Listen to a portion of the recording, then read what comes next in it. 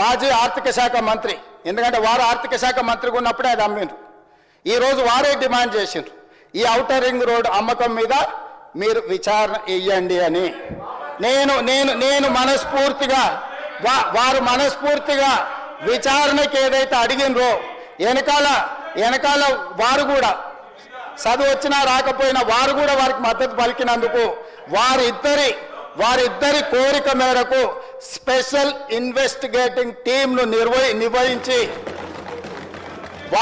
ప్రధాన ప్రతిపక్షం కోరిక మేరకు ఔటర్ రింగ్ రోడ్డు టెండర్కు సంబంధించి ప్రైవేటు సంస్థలకు కట్టబెట్టిన విధానాల మీద ఈ సభ ద్వారా ఈ సభ్యులందరి ఆమోదంతో విచారణకు నేను ఆదేశిస్తున్నా.